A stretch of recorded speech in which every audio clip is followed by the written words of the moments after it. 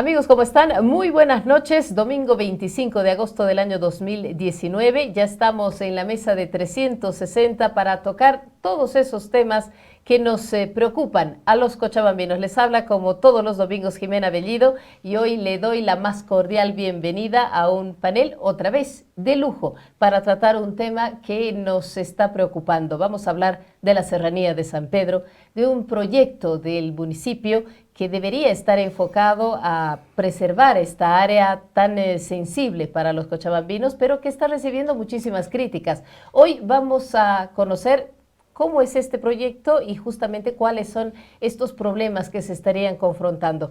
Para hablar de este tema, hemos convocado a esta mesa en 360 al licenciado José Valderrama, al que le voy a dar la más cordial bienvenida, porque nos visita por primera vez en 360. Él es biólogo, él es catedrático además en la Universidad Mayor de San Simón y en la Universidad Simón y Patiño. ¿Cómo está, don José? Bienvenido.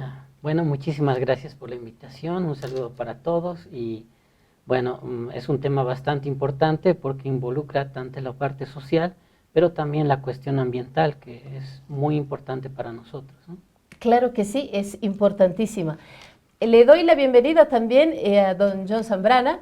Él es parte de CODEMA y parte también de una plataforma que se ha conformado en defensa de la Serranía de San Pedro. Y vamos a darle la más cordial bienvenida a don John, que nos visita otra vez en 360. ¿Cómo está? Gracias, buenas noches y gracias por la invitación. No, pues siempre bienvenido. Johnny Antesana, arquitecto, urbanista y como siempre me da una manito acá en 360 para hablar de todos estos temas, sobre todo los que tienen que ver, como en esta ocasión, con el tema de la planificación. ¿Cómo estás, Johnny? Bueno, buenas noches y bienvenido, José, un gusto en conocerlo y a John también. Pero este no es un tema estrictamente de arquitectura ni de urbanismo, está vinculado a aspectos de la biología, aspectos de la propia fauna y un conjunto de factores que ojalá la gente y particularmente las autoridades puedan tomar en cuenta, escuchar los criterios que son fundamentalmente técnicos para tratar de reorientar y, si es posible, mejorar este proyecto que desde el punto de vista personal, arquitectónico y urbanístico tiene varias deficiencias. Bueno, vamos a hablar de este tema en profundidad porque los cochabambinos necesitamos conocer qué es lo que está sucediendo en la Serranía de San Pedro. Le voy a dar la palabra en principio a el ingeniero John Zambrana, porque él, como les decía al inicio del programa, es parte de una plataforma de defensa de la Serranía de San Pedro. Y nos va a comentar un poquito, en principio, cómo es que se conforma esta plataforma y para qué. Bueno, sí, la plataforma se conforma a raíz del inicio de un proyecto en la Serranía de San Pedro, exactamente en el Monumento de Cristo la Concordia. Esto averiguando, se investiga un poco y se determina que este proyecto no cumple con toda la normativa ambiental y tampoco la normativa municipal, ¿no?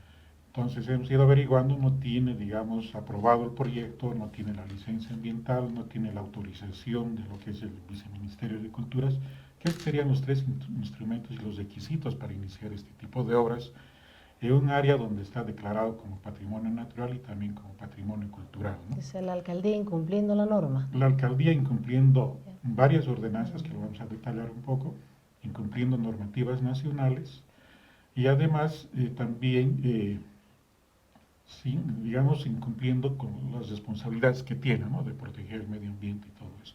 Entonces la plataforma se conforma a raíz de esta denuncia y de estos hechos que han ocurrido, y de ahí se convoca a diferentes instituciones, organizaciones, colectivos y también personas y profesionales, ¿no? Entonces en la plataforma se ha ido reuniendo, se ha ido recabando información, se ha ido haciendo análisis y ha salido inicialmente una nota hacia el gobernador solicitándole primero el cumplimiento de la normativa como autoridad ambiental departamental. Posteriormente ha salido públicamente un pronunciamiento también de denuncia de este proyecto. Y así se está programando diferentes actividades, ¿no? Bueno, pero mientras tanto el proyecto avanza, supuestamente lo entregan el 14 de septiembre. Sí, esa es la pena, que el proyecto sigue avanzando, siguen destrozando lo que es la serranía, siguen incumpliendo y no hay alguna autoridad tanto del nivel nacional como departamental, que haga cumplir la misma normativa que está establecida, ¿no? Piedra libre para todos. A ver, don John, el proyecto consiste, decían, en la construcción de un restaurante, en la construcción de algunos miradores, también un gimnasio al aire libre, hay juegos para niños, supuestamente un lactobar. Bueno, ¿cuál es el problema? ¿Por qué estas obras que se están haciendo están afectando la serranía y usted dice incumpliendo varias normas de protección de este lugar? Bueno, si nos vamos al marco normativo, tenemos desde el plan director, que también establece la serranía de San Pedro como un área de preservación, ¿no? Tenemos la ordenanza municipal desde el 68, que también establece como dominio municipal y protección la serranía de San Pedro. Tenemos la ordenanza municipal del 93, perdón, del 98, que declara como patrimonio del municipio la ordenanza municipal del 2000. Esta es importante del 2000 porque se basa un poco en lo que es el reglamento de áreas protegidas, ¿no? Declara a la serranía de San Pedro como área natural protegida, o sea, ya tiene un estatus de acuerdo a la normativa, a la ley del medio ambiente y su reglamento, como un área protegida, ¿no? Pues posteriormente se tiene varias resoluciones donde el Consejo instruye que se hagan diferentes planes o planes de manejo, de preservación, y también instruye de que se evite cualquier tipo de fraccionamiento o construcciones dentro de la serranía de San Pedro, ¿no? Este proyecto es una construcción, entonces también está vulnerando. También se tiene, por ejemplo, en el tema ya de la regulación del área urbana, y en la cual también establece la ley 24 del 2014, que es una ley municipal, que define el área de ampliación de la mancha urbana y también define usos. Por ejemplo, en la serranía de San Pedro le da como uso de preservación natural, ¿no?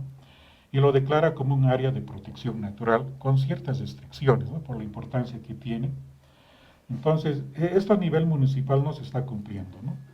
A nivel nacional, la ley 176 del 2011 declara de prioridad nacional y departamental la preservación, forestación y reforestación de lo que es la serranía de San Pedro, ¿no? Posteriormente, la ley 281 del 2012, que es una ley nacional, declara como patrimonio cultural material del Estado Plurinacional de Bolivia al monumento del Cristo de la Concordia de la ciudad de Cochabamba, ¿no?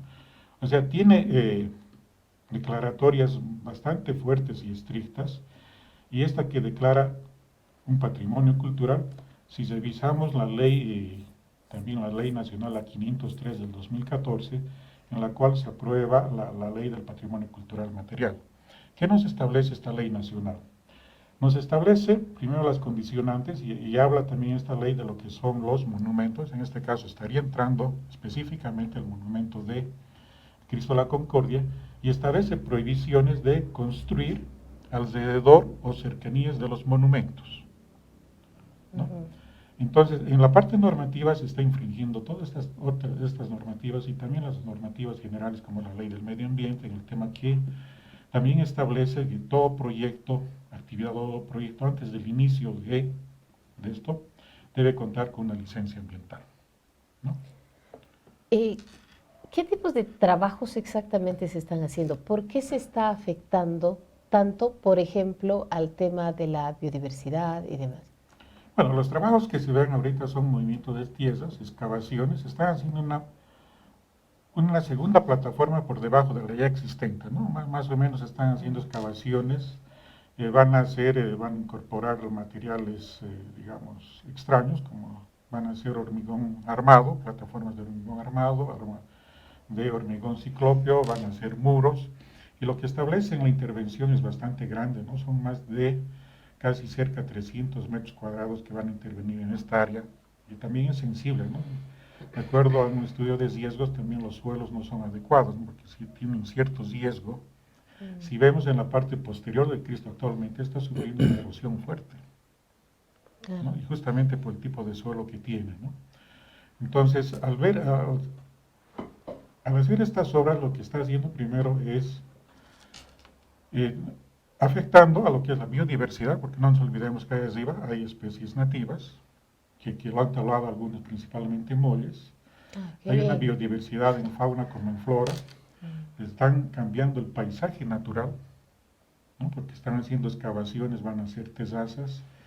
Y lo otro que lo quieren convertir también es una especie de mercado ahí arriba, ¿no? O sea, en todo lado ven de hacer mercados o áreas donde la gente vaya, digamos, a reunirse, comercio. ¿no? Comercio, porque más o menos en toda esta superficie se estima con una capacidad de 200 personas, ¿no? El restaurante está establecido para 70, el tobar o la terraza también para unas 70 personas y las otras obras también. Entonces lo que se pretende seguramente es allá convertirle un mercado, un área donde todos vayan a hacer todo lo que quieran, ¿no? Porque está considerado gimnasios, parques, y más bien no están viendo la parte, digamos, del objeto principal de lo que significa el monumento al Cristo, ¿no? Que en el concepto, perdón Jimé, en el concepto del proyecto, cuando acuerdan llevar adelante el proyecto entre la gente de la iglesia, no me acuerdo ahorita el monseñor, pero junto a un equipo de técnicos que liderizaba ahí el arquitecto Mario Moscoso, por ejemplo, con el escultor Terrazas, don César Terrazas, si mal no recuerdo, el concepto central es de recogimiento espiritual. Entonces, estas actividades que hoy día se plantean generan un conflicto desde el punto de vista ideológico, desde el punto de vista pedagógico, etcétera. Entonces, ese tipo de agresiones en aspectos inmateriales son también evidentes. Por eso es que, si ustedes se fijan, las plataformas construidas en la parte superior y la base del Cristo de la Concordia, se utilizan materiales entre comillas nobles, que son la piedra, pero muy poco cemento, ¿sí? Son las piedras y tienen una especie de elementos de manejo común a partir del cemento y la cal, por ejemplo, ¿no? Pero además se incorporan algunos criterios de paisaje muy básico. En ese tiempo estamos hablando de cuánto, el año 2000 aproximadamente, 97, una cosa así. Pero ya en ese tiempo había una especie de respeto sobre el paisaje, pero hoy día lo están destrozando. Nosotros en la Facultad de Arquitectura, y perdón que me coma un poquito de tiempo, lo primero que les enseñamos a los alumnos es respetar las características físico-geomorfológicas de ese sitio. Porque incorporar otro tipo de elementos es ser agresivo con lo natural, pero además está cambiando la morfología del paisaje, porque al incorporarse esas terrazas que van a volar aproximadamente 12 metros y la segunda 6 metros por una longitud de más o menos unos 25 metros, estamos cambiando la morfología del paisaje. Y hoy día nuestros alumnos, y peor en cursos de posgrado, de diplomados, esa es una condición sine qua non, porque hoy día la otra condición transversal es el eje ambiental. Y los arquitectos a muchos nos ha costado y les cuesta entender la incorporación del manejo ambiental, que ese es un tema también importante, las visuales, la apropiación de la luz, de la temperatura, de los vientos. Es decir, es tan exquisito pensar en un proyecto de este tipo y tan triste ver lo que están haciendo. Claro, los bloques de cemento y hormigón que nada tienen que ver con el entorno. Más o menos así. Complicado. Así de tristes. Bueno, ahora ya se entiende un poco por qué entonces la oposición es de la gente. Licenciado Valderrama, usted es biólogo. ¿Qué tenemos en la serranía que es tan precioso como para haberlo declarado reserva natural? Bueno, en primer lugar estamos hablando de una formación boscosa bastante interesante, ¿no? Cochabamba es un valle y estaba más o menos fundada en un lugar que se llama Valles Secos Interandinos. Entonces tienen cierta temperatura que es relativamente más estable que en otros tipos de lugares, ¿no? Entonces es por eso que la agricultura y los asentamientos de la gente se han realizado en este tipo de ambientes. Entonces, estas cuestiones de temperatura y demás han hecho que este tipo de vegetación sea bastante importante a nivel cultural y a nivel del establecimiento de muchas especies típicas en esta zona.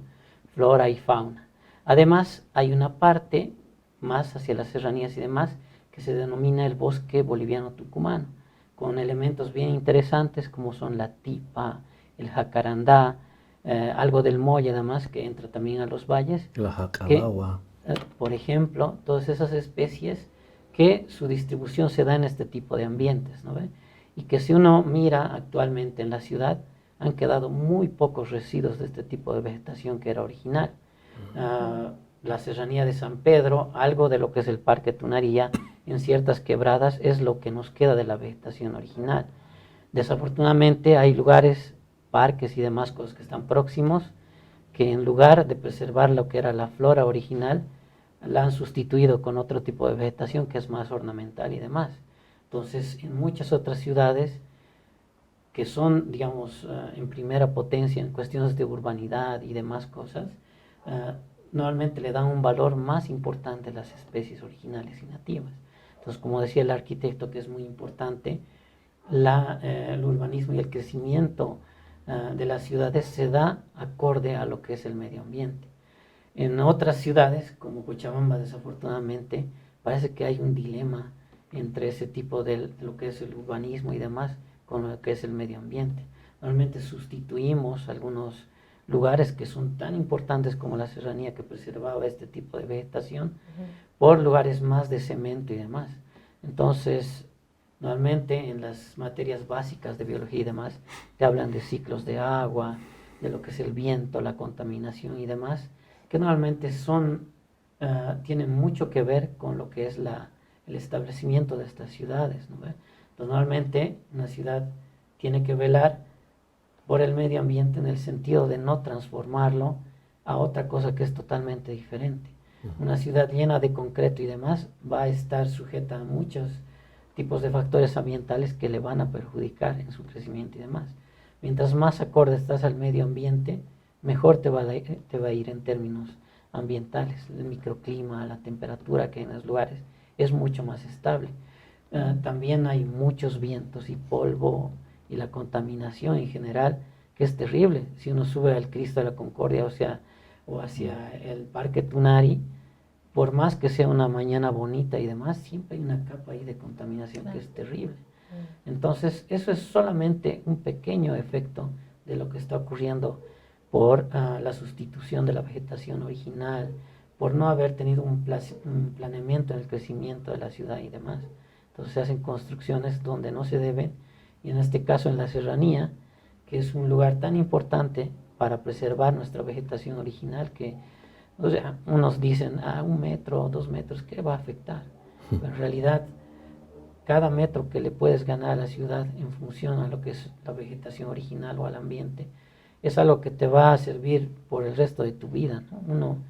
Creo que en las ciudades actualmente, en Bolivia en especial, no planifica con una visión a futuro a mucho más plazo que solamente echarle cemento o pensar en algún otro tipo de infraestructura sin estar acorde a lo que es el medio ambiente. O sea, es increíble ver en otras ciudades que son gigantes, pero que tienen tanta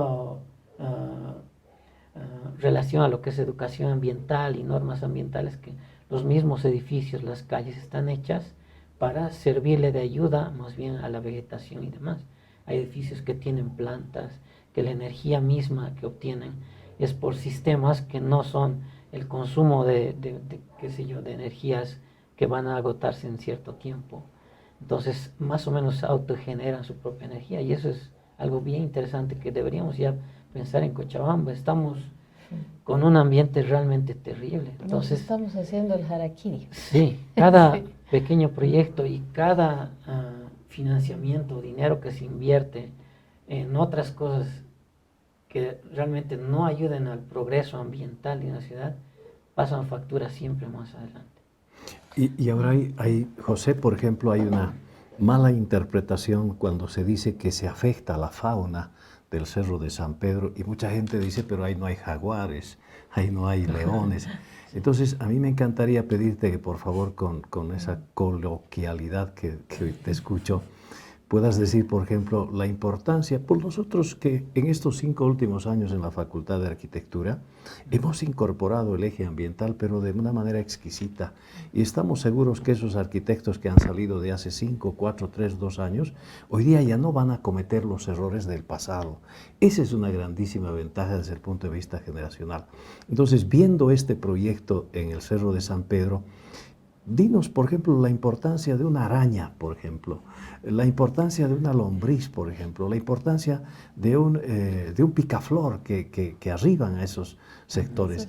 Esa biodiversidad, esa fauna, por ejemplo, a la cual yo te estoy describiendo, es exquisita porque además genera un equilibrio de los sistemas, ¿no es verdad?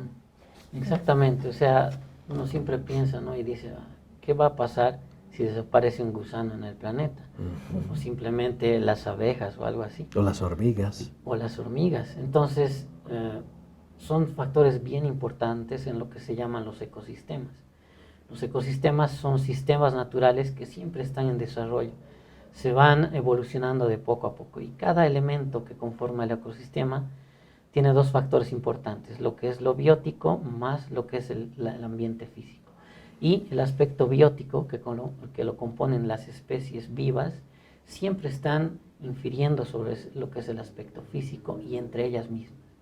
Cada especie tiene interacciones con otra especie. Entonces, si falta alguna de esas especies, siempre va a haber algún tipo de desequilibrio. Uno dice, ¿para qué sirven los gusanos? Entonces, son cosas bien importantes porque los gusanos, además de filtrar lo que es la tierra y demás cosas para obtener su energía, hacen que esa tierra, el suelo, se airee y sea más fértil, por lo tanto. Entonces, son pequeñas cositas que dan aporte, o sea, no va a ser un gusanito, son un montón. Claro, es una cadena de cosas además. O las arañas, digamos, que son importantísimas en el control de otros insectos que desde nuestro punto de vista son perjudiciales, como mosquitos y demás. ¿Qué tenemos en la serranía de fauna, por ejemplo? Tenemos muchísimas cosas y creo que muchos de los cochabambinos no conocen eso. No nos damos cuenta, estamos Sí, esperando ver no jaguares, nos damos- como dice Johnny. Sí, ¿no? Claro. pero aunque parezca increíble, todavía hay animales bien interesantes. Por ejemplo, los zorros. No sé si alguna vez alguien ha podido ver un zorro por ahí. No, la verdad que no. He visto alguna vez algún zorro y otros amigos que me conocen, ¿no? Me dicen, no sé si era un zorro o un perro. Entonces hay momentos que uno, como no tiene, digamos, el ojo para discriminar las especies, Claro. a veces piensa que es un perro, pero en realidad es un zorro, ¿no? Y que todavía existen, José. Exacto, en la parte todavía. sur del Cristo de la Concordia, frente al lado en realidad del Country Club, es todavía un territorio en el cual perviven estos animales, claro, y que forman parte de un proceso y de una red interesante de reequilibrios, ¿no? Exactamente. ¿Qué más Y tenemos? algo importantísimo que hay que considerar es que no solamente debemos ver a la serranía de San Pedro como la parte del Cristo y nada más. Creo que muchos nos enfocamos solo en eso y dejamos todo el resto, digamos, como qué será o nunca vamos a visitarlo. Yo he caminado toda la serranía delante del Cristo, por atrás, por los costados y demás, porque hemos realizado, por ejemplo, una guía de aves con la universidad de lo que es la Laguna Lalay y los alrededores. Entonces, eso me ha permitido ver lo que realmente tiene esta serranía. Creo que muy pocos cochabambinos aprecian eso. Y yo, nacido en La Paz, por ejemplo, y eso es una ciudad que casi todo es cemento. Yo no tenía cerca de mi casa muchas plantas y eso, pucha, es bien diferente. Cuando llegué a Cochabamba era increíble, ya hace más de 20 años. Y ir solamente al Parque Tunari ha sido espectacular para mí. Y ir luego posteriormente a la Laguna de Alay es un lugar increíble. Entonces la serranía de San Pedro en conjunto con las otras serranías más la Laguna de Alay es un ecosistema increíble. O sea, que no solo da la oportunidad de disfrutar el paisaje, sino debería dar una oportunidad de educar a la gente. Entonces hay fauna bien increíble. Hay zorros, también se ha encontrado cerca de la serranía de donde está el Cristo y especialmente hacia lo que es el country, unos animales que se llaman hurones, que creo que casi nadie ha visto, pero existen ahí, son del género Galictis, la especie es Galictis cuja, y son hermosos. O sea, yo les he visto algunas veces y espero que todavía sigan allá. O sea, la ventaja de tener el country ahí es que les Sí, conviene un tener agua y espacio. han preservado de cierta forma algunos lugares y no puede entrar toda la gente. Entonces todavía hay esos hurones por esa zona. Están los zorros. En cuestión de aves, hay al menos unas 50 especies diferentes que viven ahí en la serranía y que obviamente dependen de los pocos árboles que quedan porque anidan en esas zonas y demás. Entonces, en Picaflores hay el picaflor cometa, si no sé si lo conocen, que tiene una Que cola tiene súper larga. colorada y dorada que es increíble. Que son que- ya casi inexistentes en nuestro municipio, ¿no es verdad? Exactamente, en el municipio ya la fauna en general ha disminuido terriblemente y nos quedan pocos lugares donde se ha preservado todavía. Esta serranía, la laguna Lalay, algo de Albarrancho. Todavía queda algo de fauna que está peleando ahí con la ciudad, porque la ciudad es terrible, o sea, no solamente los mata directamente, porque inclusive hasta cazan ahí, ¿no?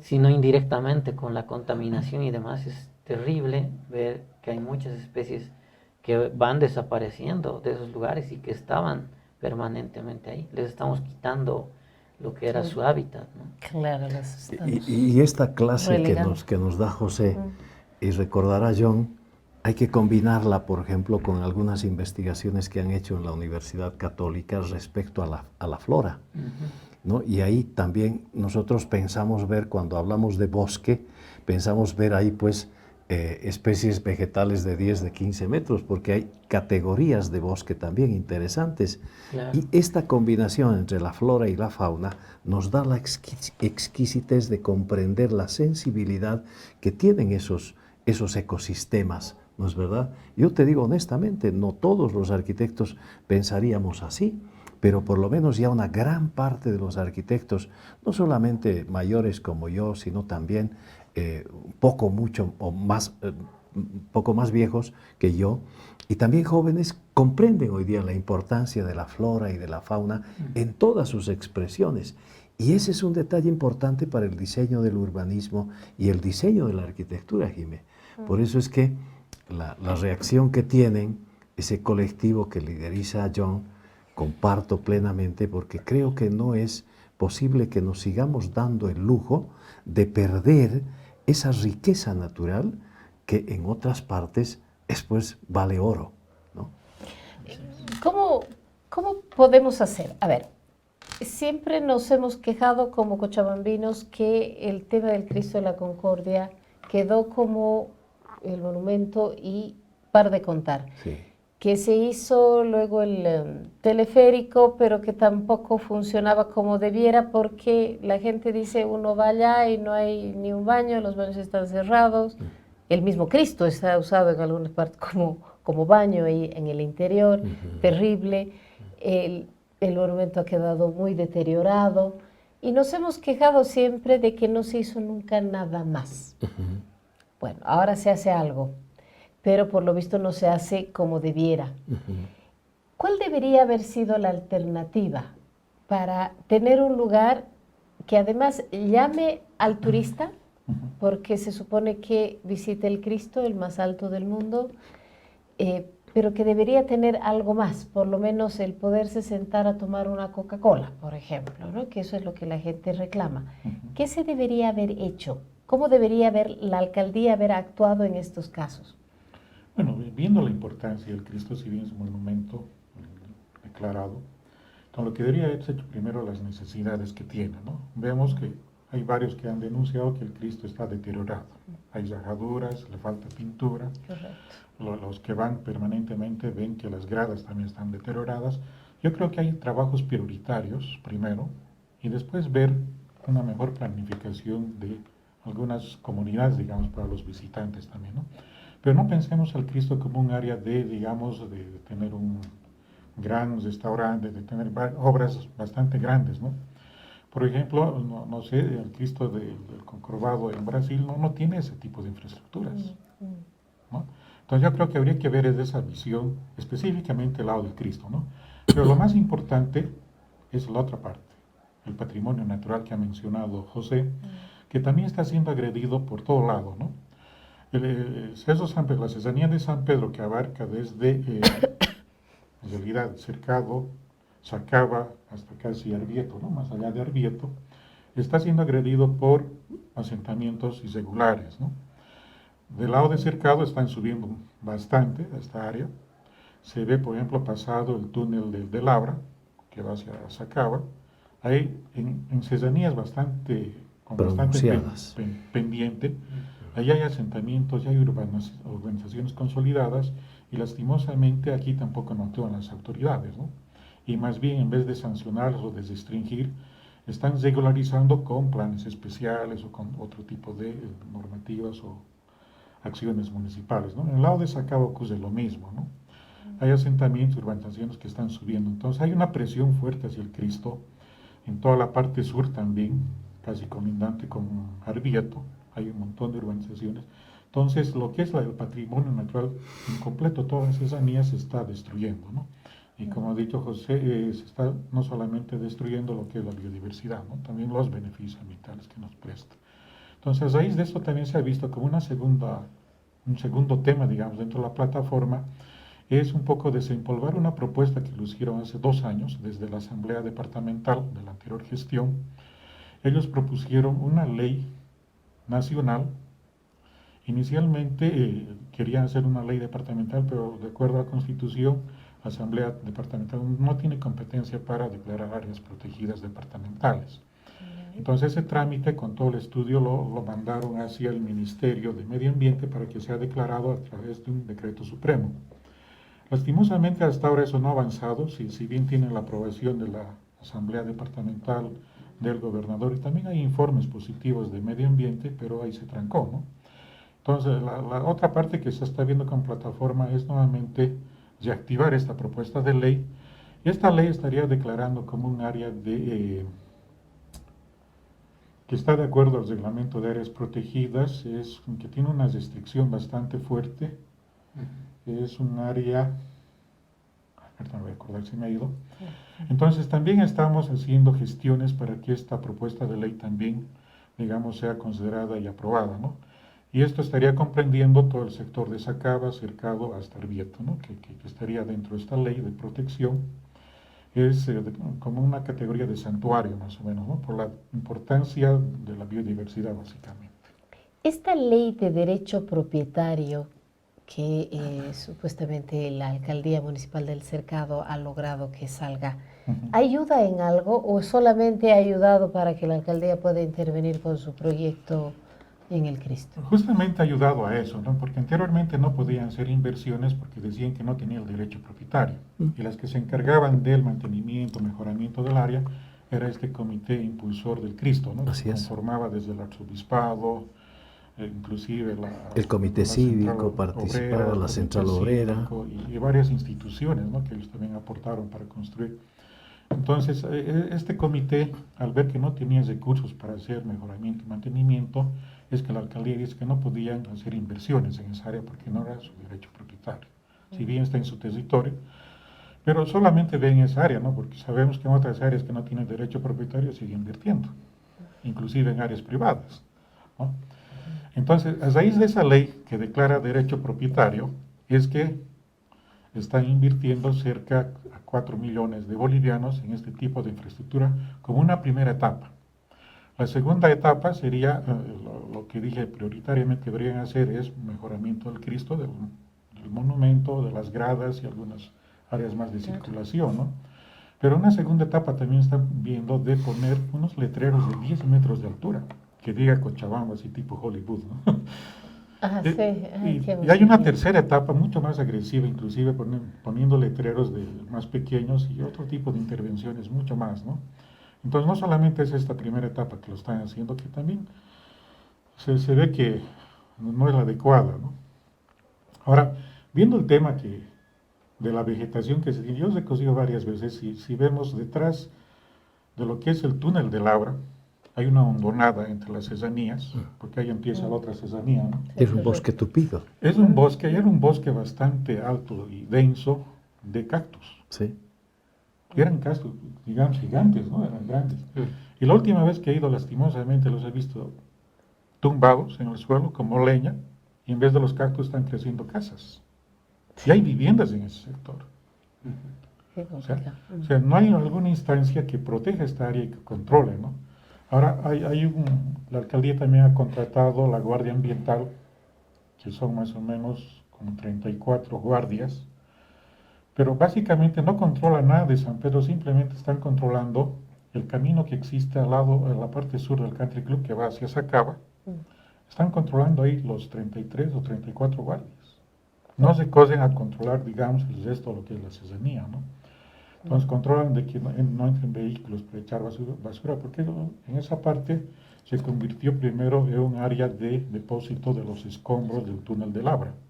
O sea, si bien era digamos, un corte de la ciudadanía, inclusive una planicie, lo han puesto como un cerro más ahí, con todos los escombros que han sacado de Labra. Y eso también tiene sus riesgos porque no es un área consolidada, o sea, es restos de piedra, de material granulado que con la precipitación eso también puede desmoronarse y afectar a las viviendas que existen ahí, ¿no? Está la urbanización La Rinconada, ¿no? Entonces han hecho varias intervenciones en contra de esto, ¿no? O sea que son varias gestiones municipales en realidad que están agrediendo la serranía de una u otra manera. Claro. No solamente esta gestión, sino las anteriores, porque también parte de los escombros del túnel de Labra han hecho un relleno en la parte sur de la laguna Lalay, de más de 2,5 metros de altura. Es por eso que en esa parte ya están consolidadas las canchas en un nivel mucho más alto, ¿no? Sin haberse estabilizado el suelo de manera técnica que garantice precisamente la presencia de actividad humana, de actividad deportiva. Hay un conjunto de deficiencias. Jimé, yo quería que tú me permitas 2 minutos contarles una cosa, porque ¿por qué surge el proyecto de este proyecto? Porque lamentablemente la cultura de los cochabambinos y en general en el país nunca hemos sido capaces de reconocer el pasado. ¿Qué quiero decirte con esto? Antes, cuando cuando estaba prácticamente construido el Cristo de la Concordia, ahí la gestión municipal decidió construir el teleférico. Pero no era solo ese tramo, sino que formaba una especie de red, pero bajo el concepto turístico, evidentemente, y no vinculado en ese tiempo todavía a resolver la movilidad o el transporte público, ¿ya? Pero era así, llegaba al Cristo y de ahí se desplazaba en unas 4 torres o estaciones hasta más o menos llegar a la Rinconada. De la Rinconada bajaba y el teleférico daba la vuelta. Pero de ahí del teleférico, en la parte donde es la 6 de agosto, de ahí se desplazaba hacia el oeste y permitía, estoy hablándote en los próximos 20 años que estamos viviendo ahorita, de poder desplazar de ahí hacia el Sebastián Pagador, que en ese tiempo era bastante denso, todavía hoy día es mucho más, y de ahí desplazarse hasta Villa Primero de Mayo, etc. Entonces, había un proyecto, pero lo interesante de esto es que no era un proyecto solamente, sino que en ese tiempo habíamos arquitectos, yo era muy jovencito todavía, pero habían arquitectos de talla mayor con una visión más pesada, si tú quieres, que yo estaba de director de planificación y una de las condiciones que nosotros nos pusimos es que había que elaborar un plan. Y ahí llamamos un plan denominado el Cinturón Ecológico del Sur, que partía del río Rocha, incorporaba el Jardín Botánico, se desplazaba en la parte oeste del Cerro de San Pedro, incorporaba al Cristo de la Concordia, agarraba y terminaba hasta la culminación del cerro, de la laguna de Alalay, y amarraba todo eso. Ese era el Cinturón Ecológico del Sur. Y ahí, en ese proyecto, había componentes de varios programas vinculados a la fauna, vinculados a la flora, etcétera. Y había un conjunto de proyectos. Yo recuerdo que ese proyecto lo hicimos y particularmente le pedí, y estaba el arquitecto de La Fuente también en la alcaldía, y el responsable era el arquitecto Freddy Martínez. Y con él diseñamos el programa y él se encargó de diseñar toda la parte urbanística. En ese tiempo, José y John, y nosotros ya habíamos incorporado el tema ambiental. Era muy nuevito en Cochabamba y en Bolivia, pero nosotros estábamos yendo un poco bien en ese camino. Hoy día, ¿qué debieron haber hecho las autoridades? Un poco escarbar qué habían en los archivos, en las huajaichas que se dejó allá, y te garantizo que ese proyecto está ahí. Entonces ahí, por ejemplo, nunca pensamos hacer un proyecto de este tipo porque en ese tiempo ya era agresivo en los términos que hoy día los hemos descrito. Seguramente eso requería mucho ajuste, mucho más, digamos, perfeccionado a las exigencias ambientales y un conjunto de factores. Pero no sucede aquello. Ese proyecto surge de un día para el otro y hoy día estamos asistiendo a aquello que ojalá no haya la fase 2 ni la fase 3. Menos mal que ya estamos cerquita a que termine esta gestión municipal, porque intervenir en uno de los patrimonios naturales más importantes que tiene la ciudad requiere la intervención interdisciplinaria, colectiva, que participe la gente, que diga qué es lo que quiere, por qué quiere. ¿Debe participar la iglesia también? Por supuesto que sí, debe participar. Entonces, se está perdiendo la esencia de ese lugar, ¿no? Claro, entonces para terminar, ese plan, que te lo denomino hoy día, debió haber sido tomado en cuenta. Pero si no pudo haber sido tomado en cuenta, por lo menos en la alcaldía los arquitectos con más formación en los niveles directivos debían decirle, señor alcalde, ¿por qué no sacamos un concurso? ¿Sí? Y el Colegio de Arquitectos conformaba equipos de arquitectos, de biólogos, de agrónomos, etcétera, equipo A, y otro equipo B, equipo C, y teníamos una riquísima exposición de proyectos y elegíamos lo mejor. Pero es que no estamos acostumbrados a elegir ni a hacer lo mejor. Estamos acostumbrados a hacer el proyecto que esté ahí cerquita. Atendemos lo urgente y nos olvidamos de lo importante. Creo que tampoco había que descubrir la pólvora, ¿no? Tenemos, lo decía acá el ingeniero Zambrana, claramente ejemplos en el Cristo de Corcovado, en el Brasil, el Cerro San Cristóbal en Santiago de Chile, por ejemplo, que son también lugares de recogimiento con mucha vegetación. Ahí está la Virgen María, por ejemplo. Claro, ¿no es cierto? Y bueno, pues se tienen ciertos elementos que los estamos perdiendo acá. Johnny, a ver, decía don John algo muy importante, y es que había que atender ciertas cosas que son prioritarias. Por ejemplo, el poner el Cristo de la Concordia, el monumento, como debe ser. En buen estado. En buen estado. Si uno entra, hay lugares donde es muy oscuro, la subida para las panorámicas es difícil, lugares que están usados como baño, lastimosamente, mucha basura dentro, ¿no es verdad? El tema de la vista panorámica a la ciudad ha sido interrumpida con unas torres de las telefónicas, por ejemplo, que no sé por qué han permitido que se haga eso, porque se ha roto toda la vista que teníamos ahí, tenemos la torre en medio. Entonces hay un montón de elementos, inclusive la seguridad. Sí. Sabemos que ir trotando es muy difícil si vas solo, porque seguro te asaltan. Es peligrosísimo. Es imposible. Para el turista más complicado todavía, porque queda sin cámara, sin plata, sin nada. Bueno, entonces este tipo de cosas deberían haberse tomado en cuenta antes, ¿correcto? Sí, totalmente. Ahora, ¿cómo hacerle entender a una alcaldía que en lugar de construir las cosas maravillosas, tendríamos que ver primero cosas elementales, como por ejemplo, que no se roben las plaquetas de las gradas del Cristo, por ejemplo? ¿Cómo le hacemos entender a ese señor alcalde o a ese director de planificación que por lo visto no están poniendo sus buenos oficios en esto? Es que, mira, siempre he demandado el hecho de que las intervenciones urbanas, José y yo, deben partir de la implementación y la concepción de un plan. Ese es para mí uno de los elementos prioritarios. Y yo no digo un plan urbano solamente, sino un plan con diversos componentes. Gráficamente, ¿qué hubiera hecho siendo el alcalde? Hubiera ido al Cristo de la Concordia y hubiera visto qué pasa en el entorno de aquello. Perdón que lo grafique así. Y ahí obviamente habría que desarrollar un pequeño programa de mantenimiento de todo aquello que está mal. ¿Sí? Claro, vamos a ir al lindo restaurante nuevo con un monumento que se está descascarando. Más o menos así, ¿sí? Un programa de mejoramiento, que no es lo mismo que mantenimiento. Hubiera puesto algunas cosas más que le permitan dar vida. Si me hubiera sobrado platita, yo hubiera hecho un concurso, pensando en que este debe seguir siendo el icono de la ciudad, ¿verdad? Porque cuando hablas del Cristo, lo ves al Cristo solamente, pero el Cristo de la Concordia está asentado en la serranía de San Pedro y tiene un componente ambiental importante. Eso es lo que había que recuperar, porque ese componente ambiental está vinculado a la tradición, lo ha dicho José. ¿Qué es la tradición? Es la cultura, son nuestras costumbres.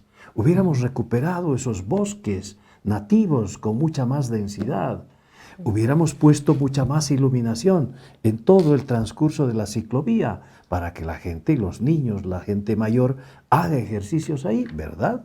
Entonces, hubiéramos dotado de mecanismos de seguridad, no solamente con policías, sino medios tecnológicos importantes. No sé si alguna vez te he mostrado las fotos de Santiago de Chile, que ellos incorporan esos mecanismos de seguridad y funcionan. Pero también para la gente mayor, las mujeres, los niños, etc. Y si me hubiera sobrado platita, te reitero, hubiéramos hecho aquello. Pero nunca pensando en contrastar el carácter emblemático que tiene y espiritual del Cristo de la Concordia con actividades que son agresivas. No voy a discutir si está bien o mal, pero quizás incorporar un poco actividades más suaves, más amigables, que me permitan generar condiciones de relacionamiento familiar, interactuar las relaciones sociales, incorporar criterios, por ejemplo, culturales. ¿Por qué no pensar en traer la artesanía de Oruro, la de Potosí, etcétera, y no construir un mercado, pero incorporar esos criterios, por ejemplo, ¿no? En fin, son varias cosas que estaban hechas en ese plan que se los acabo de describir, que debe merecer muchísima más precisión, con seguridad que sí. Licenciado, en algunas zonas hay urbanizaciones que están trabajando con reforestación, por ejemplo, con colecta de agua. ¿Esto ayuda a la preservación o es que estamos invadiendo quizás con otro tipo de flora y más bien estamos dañando la serranía? Sí, bueno, ese es un factor importante. Normalmente a veces cuando queremos algo bueno, terminamos haciendo algo malo, ¿no? Entonces, para ese tipo de actividades, que normalmente la reforestación se entiende simplemente con poner árboles en algún lugar donde había y se perdió, no vamos a llegar a solucionar lo que es más importante en general, lo que es la restauración del hábitat, ¿ya? Y eso es un concepto un poco más complicado. Normalmente la normativa ambiental te habla de reforestar. Si tumbas un árbol, lo repones, pero normalmente no te dice con qué tipo de especie o en qué cantidad. Entonces eso debería incorporarse en lo que es la normativa ambiental, porque normalmente lo que se hace es, en muchos casos, cuando ya no hay vegetación, pues plantas cualquier tipo de árbol. Normalmente hacen plantaciones de árboles exóticas y demás. Entonces recién he visto en algunos planes de reforestación que se están utilizando especies nativas, pero todavía no se incorporan algunos estudios de, por ejemplo, la densidad que tiene que tener cada especie. Porque imagínate, si en un lugar teníamos 20 jacarandas, 10 chilichis y lo que sea, le pones 100 chilichis y solamente un jacarandá o algo así, vas a cambiar también de otra forma, a pesar de que estás trabajando con especies nativas, lo que era la integridad de ese ecosistema. Y el equilibrio. Y el equilibrio, obviamente, que tiene que tener. Entonces, sí pueden haber actividades de reforestación que serían importantes, pero más de restauración, que debería implicar un análisis de qué especies se van a sembrar o plantar ahí y en qué cantidades también. Si le pones, digamos, como estabas diciendo, algunos como atajados de agua y demás, puedes afectar ese lugar, porque el ambiente naturalmente tenía cierta escorrentía, infiltración y demás hacia dentro de lo que era la ladera o qué sé yo. Entonces, cuando haces tipo de atajados, pues vas a interferir de cierta forma en lo que, como discurría el agua y demás. Y además la misma vegetación que estaba cerca, que estaba bastante adaptada a los periodos de sequía y de lluvias como es en la serranía, van a modificarse porque ya va a haber humedad, digamos, en mayor cantidad y prácticamente todo el tiempo. Entonces son cuestiones que parecen un poco obvias, pero que sí se deberían analizar al momento de hacer este tipo de reforestación, ¿no? Y que en realidad, mira lo que dice, preciosa el ejemplo, y nunca se asocia la vida de las plantas con la vida del ser humano, que es exactamente lo mismo, ¿no? Es decir, ¿cómo voy a ir yo con mi chompa, mi chamarra, a desarrollar mis actividades en verano en Santa Cruz? No, pues tengo que adecuarme a aquellas condiciones, o al revés, ¿no es verdad? Y eso sucede con las plantitas, si están adecuadas, han vivido en terrenos que son secos, semisecos, y yo le ponga mucha más humedad, lo estoy prácticamente condenando a no poder desarrollar en las mejores condiciones. Esos detalles me parecen preciosos ejemplos para que la gente pueda comprender de manera muy sencillita lo que dice José. Claro, y una vez que se hace eso, si restauras de cierta forma ese ecosistema, el mismo ecosistema va a atraer a otros organismos.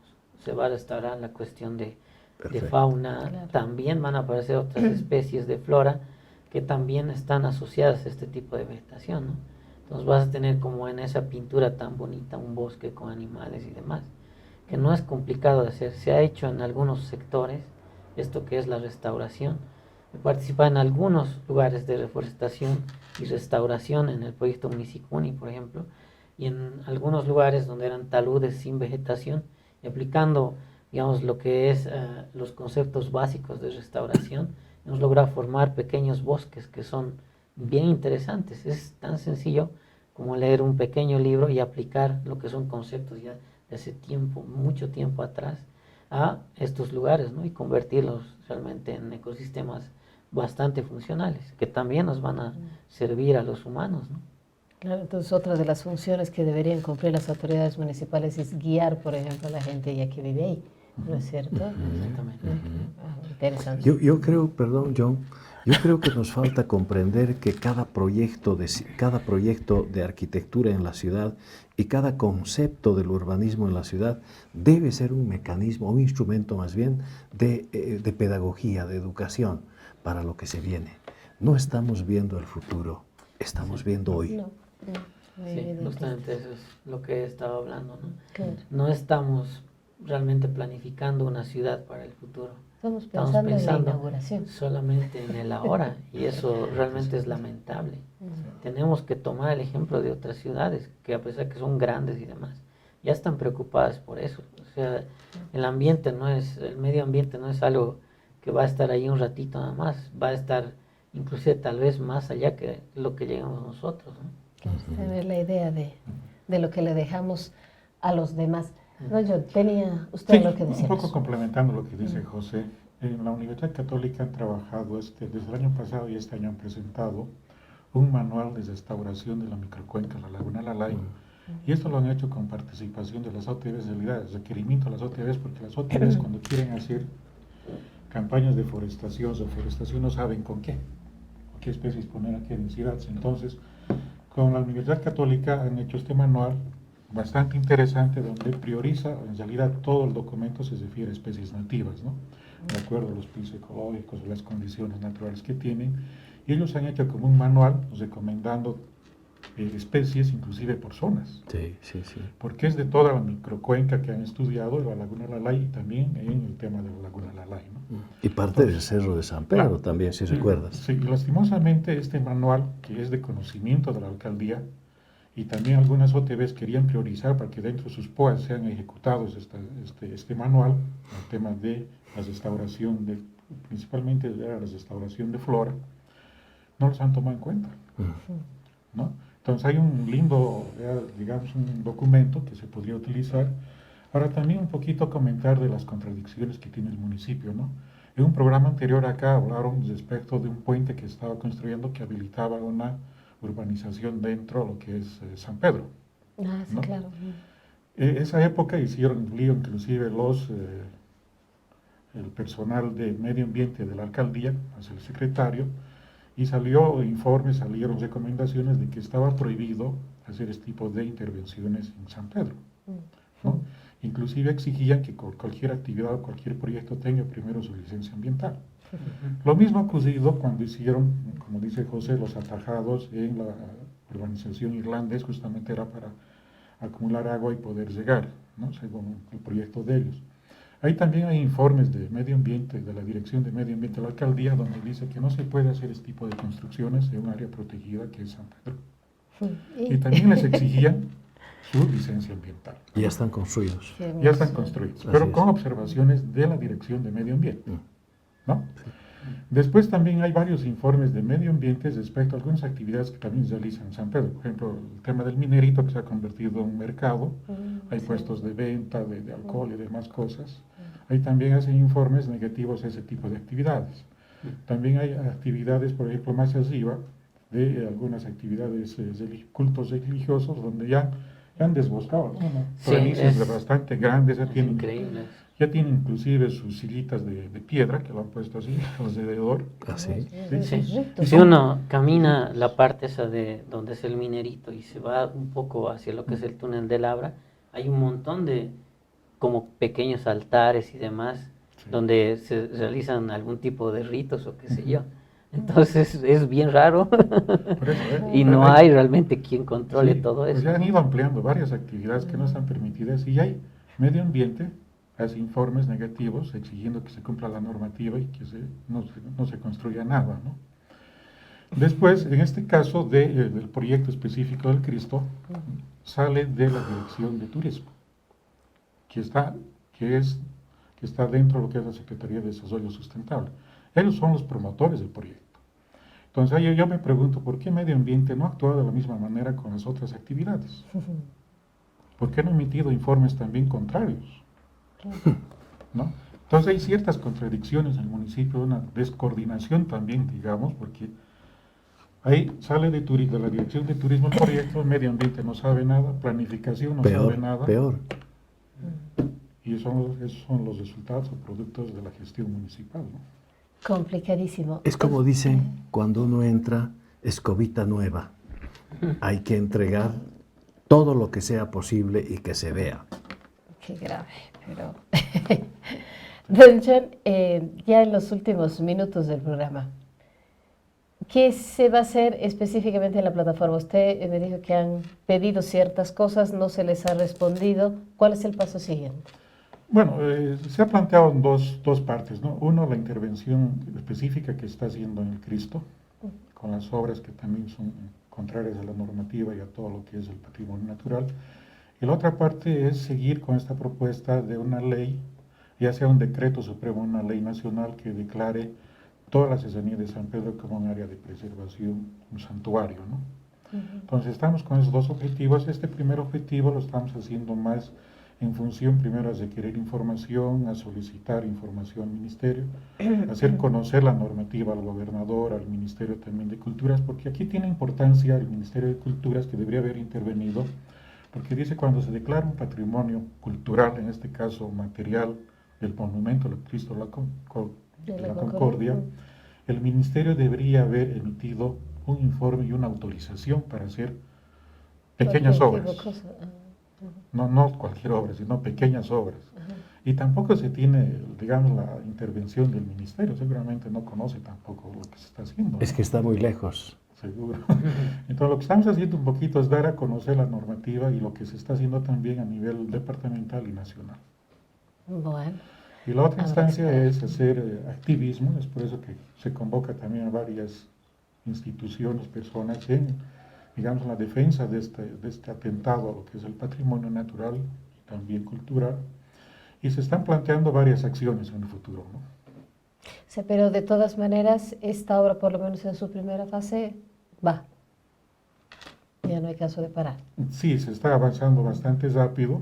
Como he dicho, el compromiso es entregar el 14 de septiembre, si bien la constructora tiene un plazo mucho más largo, porque recién en octubre cumple su plazo de entrega, pero le están presionando para que entreguen en el 14 de septiembre. ¿No? Esto también va a tener sus problemas de calidad y demás cosas.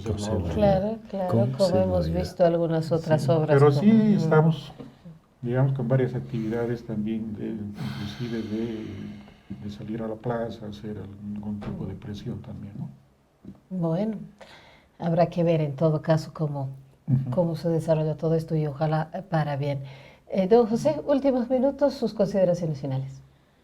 Bueno, en realidad sería interesante que la gente que visite el Cristo también pueda observar lo que es el ecosistema y demás, lo que comprende en general todo lo que es la serranía. Ver un poco más allá. Exacto, ver un poco más allá, ver todavía lo que existe ahí, a ver si es que logra ver algún animal, algunas plantas y demás, y realmente ver a este monumento y demás como un contexto, no solamente la estatua y la cuestión de visitar ese lugarcito, sino tal vez tratar de trabajar con toda la serranía, inclusive la parte de la Laguna de Alay y demás, como un conjunto, ¿no? Y tratar de preservar este lugar, o sea, de conservar ya lo poco que queda y tal vez trabajar en el sentido de ser una ciudad un poco más amigable con el medio ambiente, porque como ya se ve es una de las ciudades más contaminadas en lo que es el planeta Tierra, inclusive estamos como entre los 10 países, bueno, entre las 10 ciudades más contaminadas de todo el planeta, entonces eso nos tiene que llamar la atención.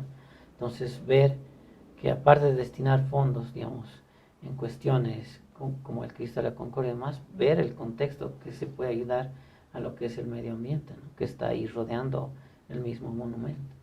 Tenemos que aprender a ver un poquito más allá, eso va para un tema de educación también, ¿no? Johnny, un minutito para despedirte. En 30 segundos. En cerca de 20 años, los cochabambinos hemos perdido la posibilidad de encaminarnos en un concepto que hoy día es altamente exigente, el desarrollo sostenible. Y creo que hemos perdido la posibilidad de tener sueños de gran altura, pero posibles de hacerlos real para tener una ciudad, como dice José, altamente amigable y adecuada a lo que la gente quiere. ¿Tenemos solución? Yo creo que sí, en la medida en que los cochabambinos podamos hacer un trabajo colectivo, conjunto, compartido. Y consciente. Participativo, fundamentalmente. Bueno. Imagínate que en ese sentido, solo para añadir lo último, hay ciudades y países que han perdido toda su vegetación. Europa es un ejemplo claro, pero actualmente, ¿ves? Son ciudades que tienen bosques así inmensos. Han tenido que pasar, digamos, por el penoso caso de perder toda la vegetación y recién darse cuenta de que les falta algo importante. De que había servido. Exactamente, o sea, nosotros no tenemos que llegar al nivel de perder todo para darnos cuenta, ya estamos así terriblemente en una emergencia ambiental, o sea, levántate cada mañana, vives en la zona sur, yo vivo en la zona sur, y todas las mañanas se siente la contaminación ahí terrible. Me da pena por mi hijo, por todos los niños y demás que van a estar condenados, no sé cuánto tiempo tardará los gobiernos de turno en darse cuenta de que el medio ambiente es importante, ¿no? Tenemos mucho sobre qué trabajar y mucho que aprender. Licenciado José Valderrama, ingeniero John Zambrana, Johnny Antesana, muchas gracias por haberme acompañado en esta mesa. Les agradezco muchísimo y vamos a seguir hablando sobre este tema. Segurísimo vamos a tener novedades, don John. Gracias. Gracias, amigos. Esto ha sido 360, gracias al trabajo de Bogomedia en la transmisión en streaming en Facebook, YouTube y Twitter, y nosotros nos reencontramos el próximo domingo. Les hablo Jimena Bellido. Buenas noches.